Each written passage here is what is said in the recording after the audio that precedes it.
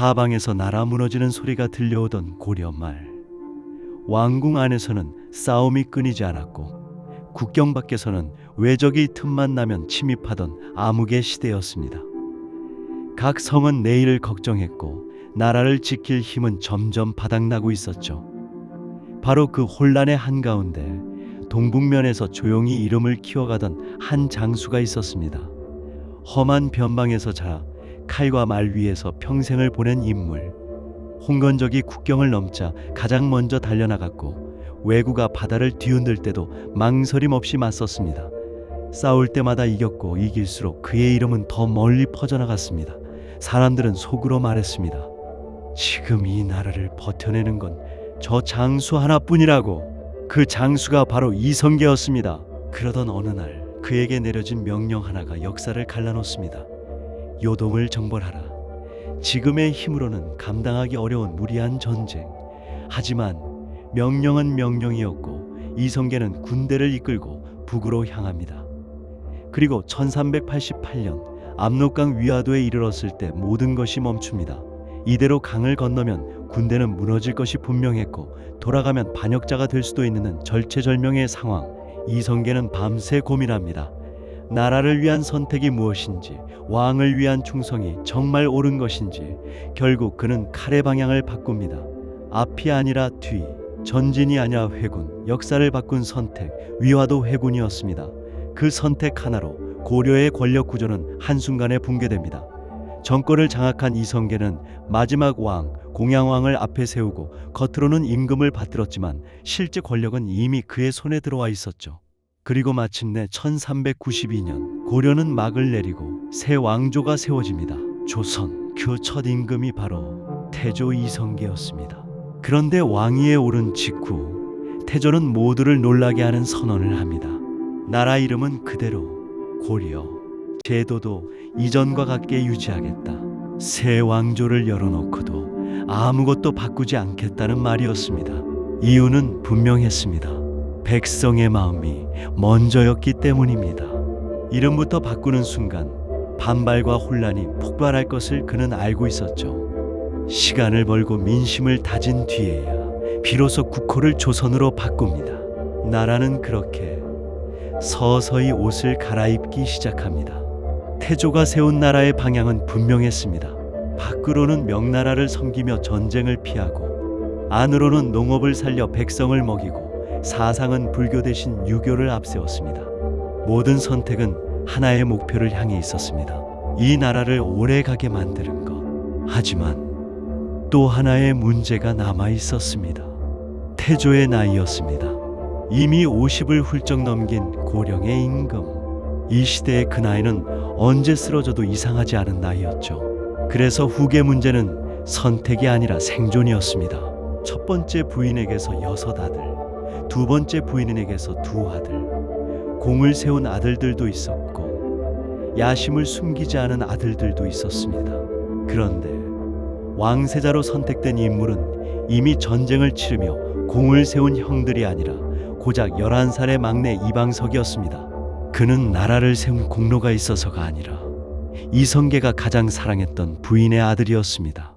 왕의 선택은 정치적 계산이라기보다 아버지의 마음에 훨씬 가까운 결정이었죠. 문제는 그 순간부터였습니다. 아직 어린 이방석은 스스로 나라를 다스릴 힘도 왕권을 지킬 무력도 없었습니다. 그가 세자가 된다는 것은 곧 정도전과 신하들이 대신 권력을 쥐게 된다는 뜻이었고, 반대로 말하면 이미 군사력과 공신 세력을 쥔 형들은 하루아침에 정치의 중심에서 밀려나게 된다는 의미였습니다. 그 순간 조선의 궁궐 안에는 보이지 않는 피냄새가 번지기 시작합니다. 한편 수도의 문제 역시 이성계를 끊임없이 괴롭혔습니다. 개경은 오랫동안 고려의 수도였습니다. 그만큼 고려 왕조를 그리워하는 세력과 반대파가 뿌리 깊게 남아있던 곳이었죠. 새 나라 조선을 세웠지만 수도에 남아있는 한 언제든 흔들릴 수 있었습니다. 그래서 태조는 중대한 결단을 내립니다. 1394년 수도를 개경에서 한양으로 옮깁니다. 하지만 한양은 단순히 왕이 머무는 새로운 공간이 아니었습니다. 이 도시는 처음부터 어떤 나라를 만들 것인가라는 생각이 담긴 도시였습니다. 이 설계를 주도한 인물이 바로 정도전입니다. 정도전은 나라의 중심이 왕이 아니라 백성이라고 보았습니다. 그래서 한양의 구조는 사람들에게 메시지를 던지는 방식으로 설계됩니다. 궁궐의 이름, 성문의 위치, 거리의 방향과 폭, 골목 하나까지도 우연이 아니었습니다. 대표적인 예가 피막골입니다. 말을 탄 양반을 피해 백성이 길 가장자리로 몸을 낮추지 않아도 되도록 만든 거리. 도시 구조 자체가 이 나라는 백성을 억누르기 위한 나라가 아니다라고 말하고 있었던 셈입니다. 하지만 정도전이 꿈꾼 나라는 왕이 모든 권력을 쥐는 나라가 아니었습니다. 그가 설계한 국가는 재상이 중심이 되는 나라였습니다. 왕은 절대적인 존재가 아니라 끊임없이 배우고 끊임없이 비판받아야 할 존재라고 보았습니다. 그래서 왕의 하루는 경연으로 시작되고 상소문으로 끝나야 했습니다. 신하들의 질문과 비판 속에서 늘 긴장한 상태로 정치를 해야 한다고 믿었던 것이죠. 그리고 이 체제를 가장 불편해한 사람이 있었습니다. 칼로 나라를 지켰고 피로 권력을 얻은 인물, 바로 이방원이었습니다. 조선을 세우는데 가장 앞장섰던 인물이었지만 왕세자 자리에서도 밀렸고 권력의 중심에서도 서서히 밀려나고 있었습니다. 나라를 만들 땐 칼을 들고 싸웠지만 나라가 세워진 뒤에는 아무 결정권도 없는 존재가 되어가고 있었던 겁니다.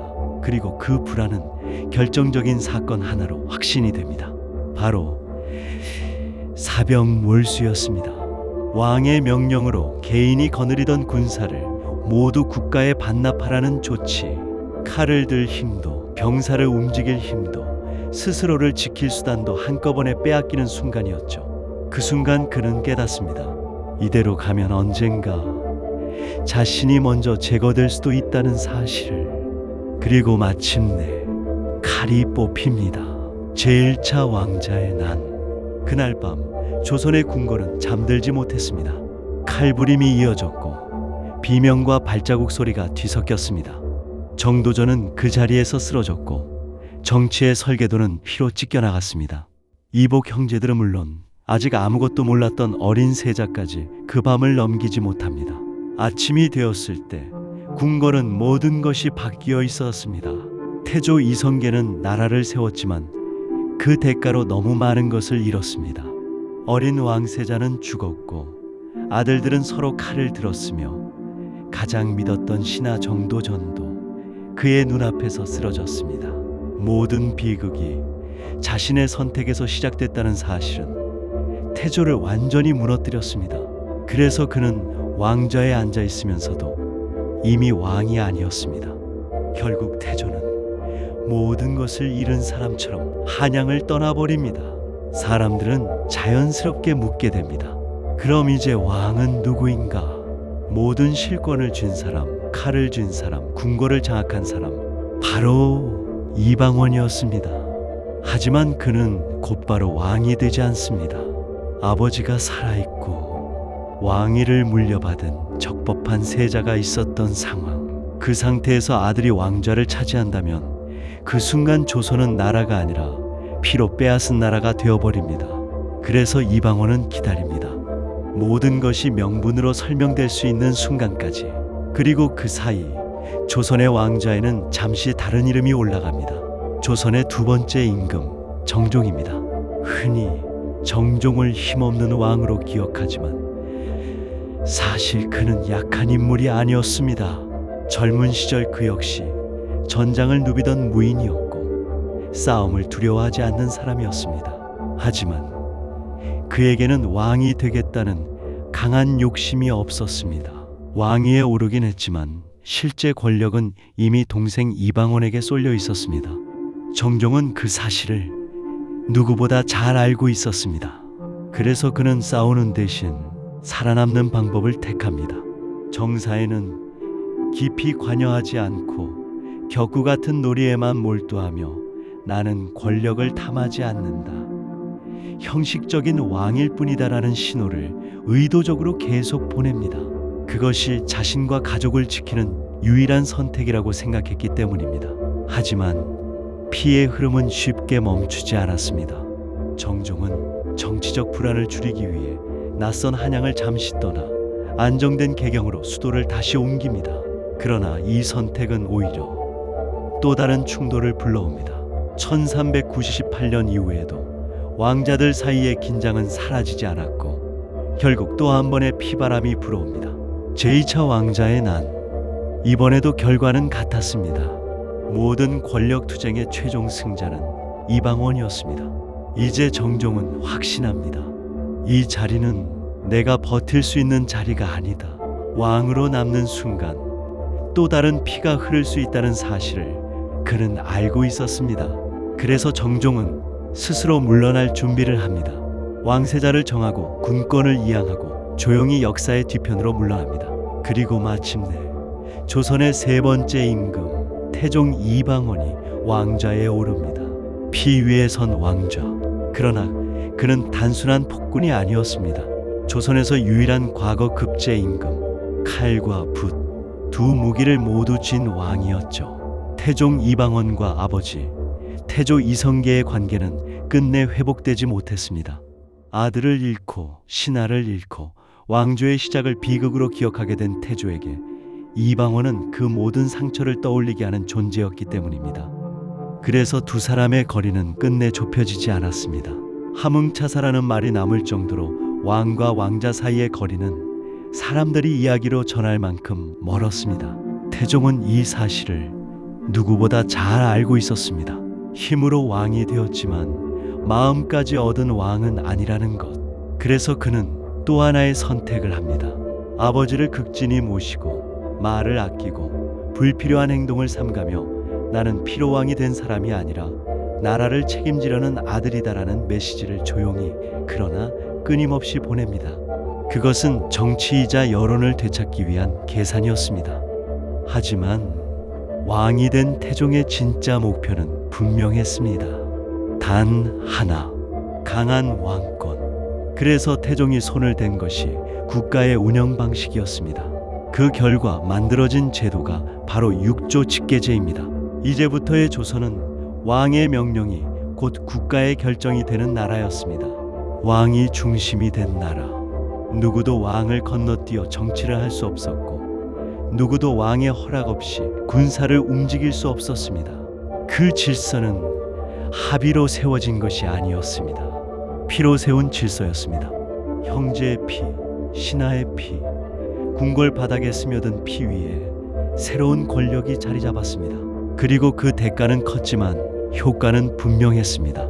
반란은 사라졌고 권력의 방향은 하나로 모였으며 조선은 흔들리지 않는 구조를 갖추게 됩니다. 이제 조선은 강한 왕이 다스리는 나라가 됩니다. 왕이 된 태종은 누구보다 잘 알고 있었습니다. 자기가 어떻게 왕좌에 올라왔는지 말입니다. 칼보다 먼저 움직인 건 군대였고 그 군대의 핵심은 국가 군대가 아니라 각자 품고 있던 사병이었죠.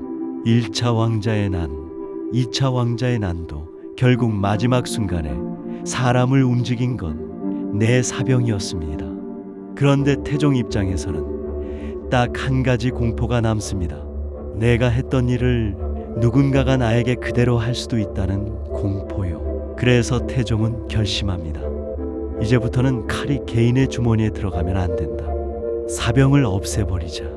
왕이 된 순간부터 반란의 씨앗을 뽑아버리는 작업이 시작됩니다. 사람들은 속으로 수군거립니다. 태종이 나라를 지킨다기보다 자기 목숨을 지키려 한다고. 그런데 더 냉정한 건 그 다음이었습니다.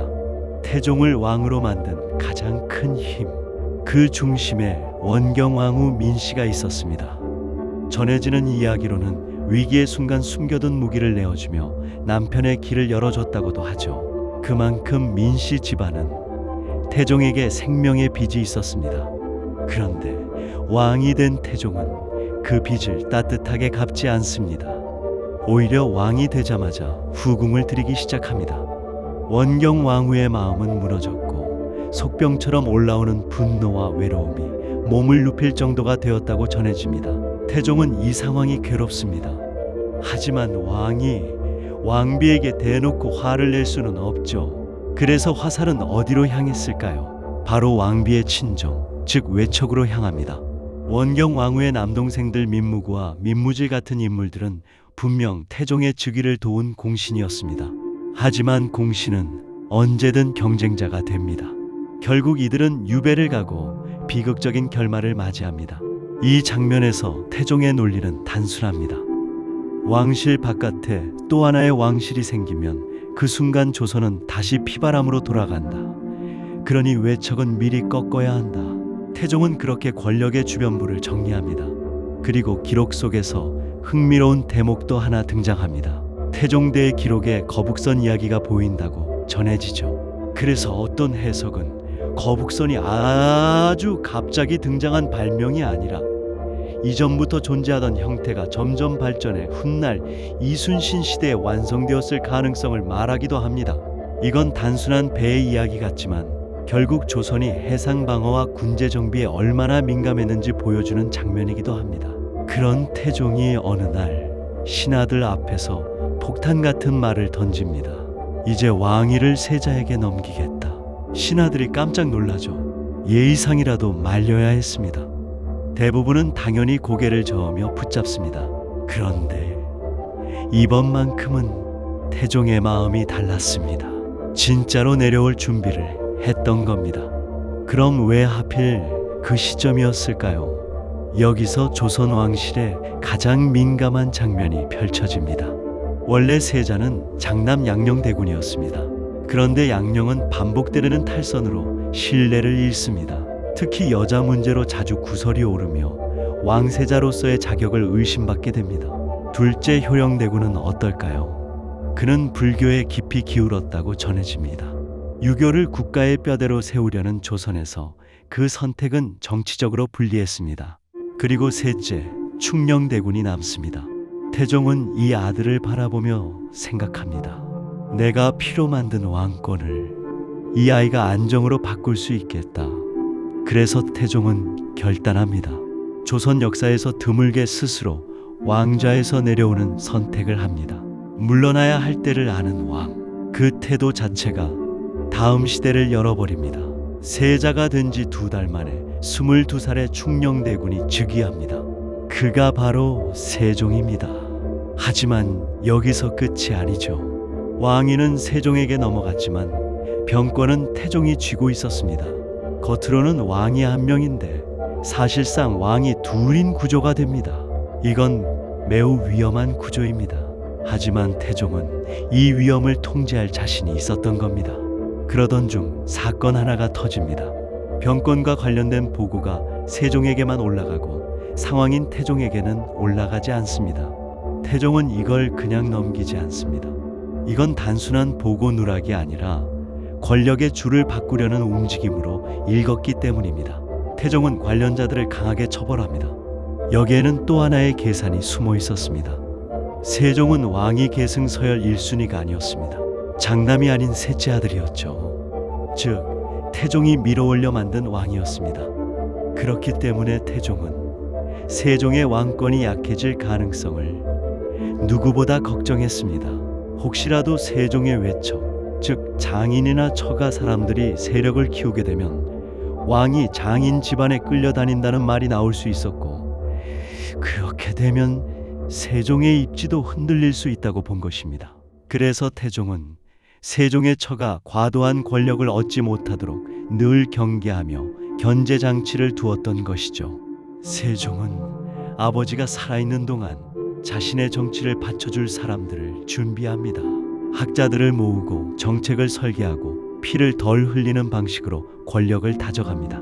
세종이 가진 힘은 폭발이 아니라 지속이었죠. 하지만 세종에게도 아무리 영리해도 피할 수 없는 벽이 있었습니다.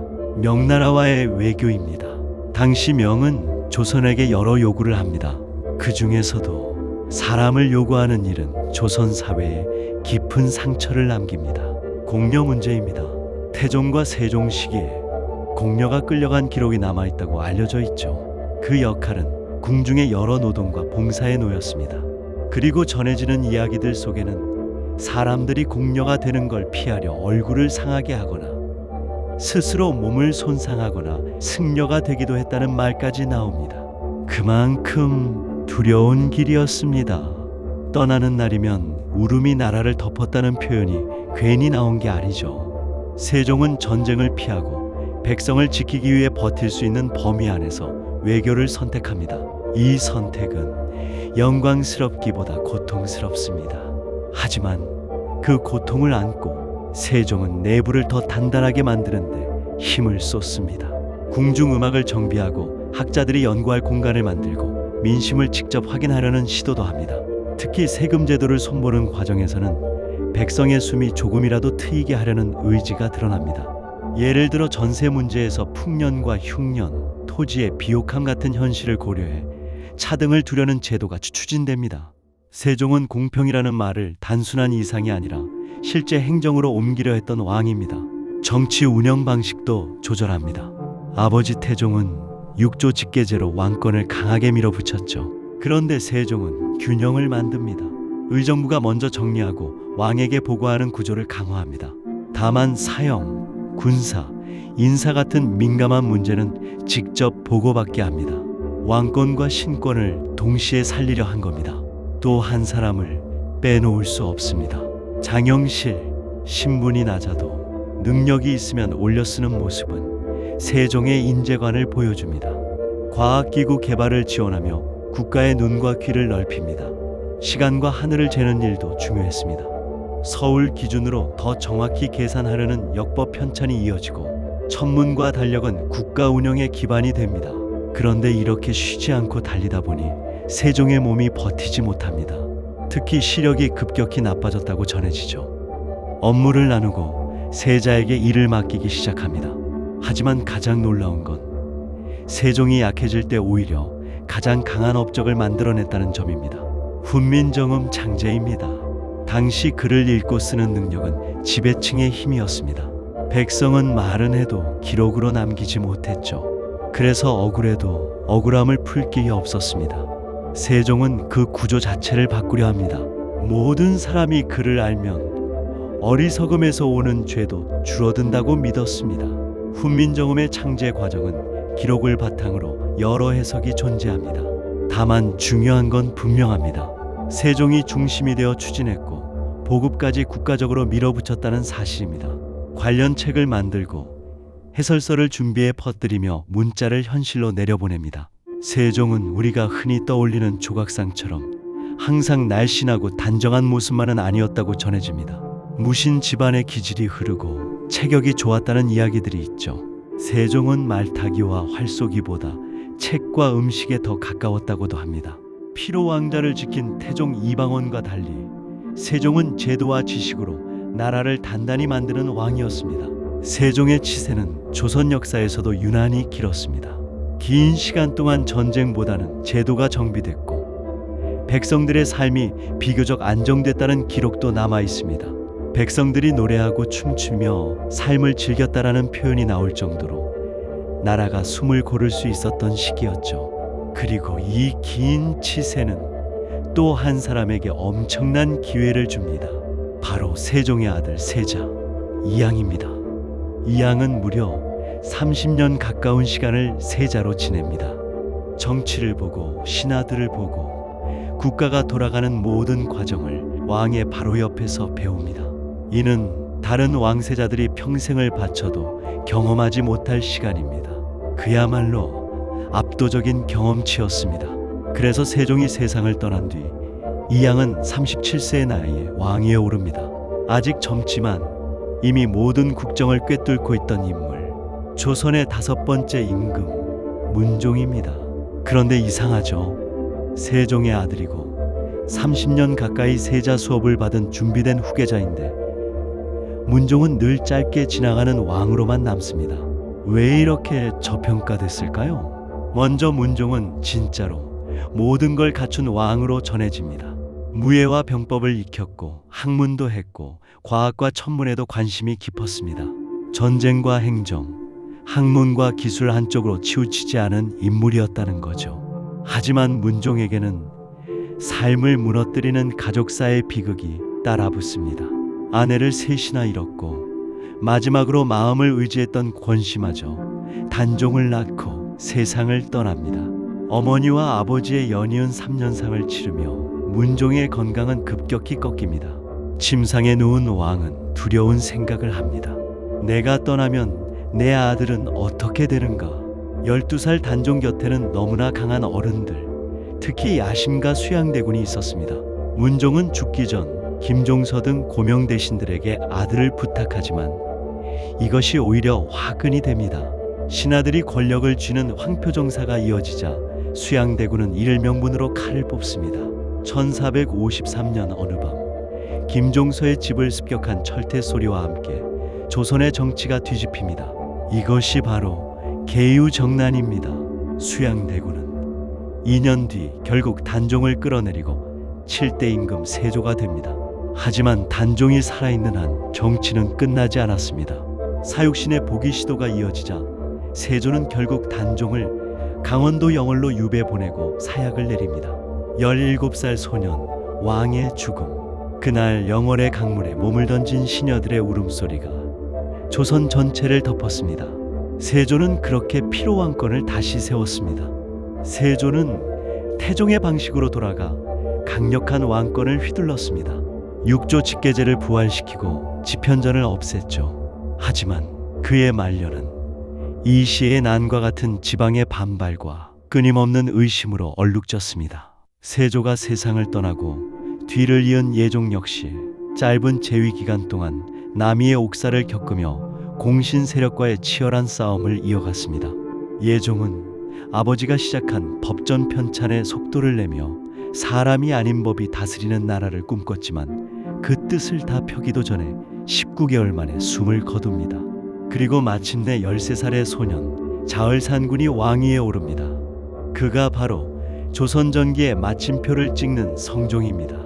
성종의 즉위 초기에는 정의왕후의 수렴청정과 한명회 같은 구공신들의 위세가 대단했습니다.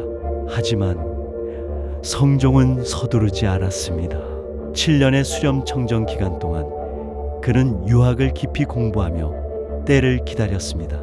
성인이 된 성종은 가장 먼저 원상제를 폐지하고 왕권을 회수합니다. 그리고 세조가 없앴던 경연을 부활시켜 신하들과 매일 토론하며 권력의 균형을 맞췄습니다. 1485년 드디어 조선의 헌법인 경국대전이 완성되어 반포됩니다. 이제 조선은 왕의 기분이나 신하의 위세가 아니라 명문화된 법에 의해 움직이는 정교한 관료 국가로 탈바꿈한 것입니다. 태조가 길을 열고 태종이 뿌리를 내리고 세종이 꽃을 피웠으며 세조가 가지를 치고 마침내 성종이 그 모든 열매를 법전이라는 그릇에 담아냈습니다. 500년 조선 왕조의 흔들리지 않는 기틀은 바로 이곳에서 완성되었습니다.